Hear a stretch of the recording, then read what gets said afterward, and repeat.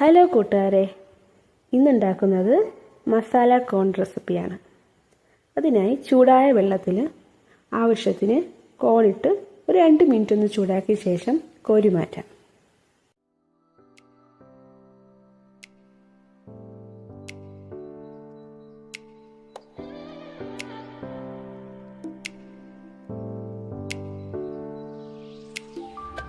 കുറച്ച് butter add ചെയ്ത ശേഷം ഇതിലേക്ക് കുറച്ച് ഗാർലിക് കൂടി ചേർത്ത് കൊടുക്കാം.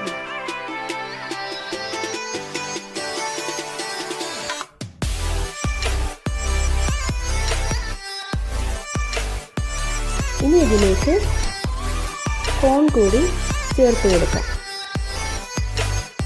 നന്നായി ഒന്ന് ഇളക്കി യോജിപ്പിച്ച ശേഷം ചെറുതായി അരിഞ്ഞു വെച്ചിരിക്കുന്ന സവാളയും തക്കാളിയും കൂടി ചേർത്ത് കൊടുക്കാം.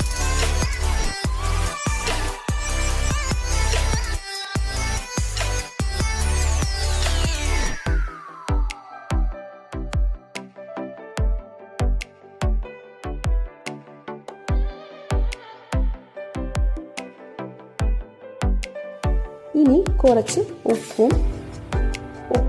ബട്ടറിൽ ആവശ്യത്തിനുള്ളത് കൊണ്ട് കുറച്ച് മാത്രമേ ചേർക്കുന്നുള്ളൂ. കുരുമുളകും മസാലപ്പൊടിയും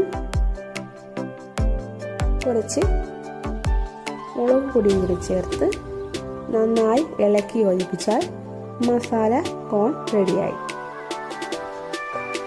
എല്ലാവരും ഒന്ന് തയ്യാറാക്കി നോക്കണം. നല്ല ടേസ്റ്റിയാണ് കേട്ടോ. വേണമെങ്കിൽ ഇതിലേക്ക് കുറച്ച് മല്ലിയിലയും കൂടി ചേർക്കാവുന്നതാണ്.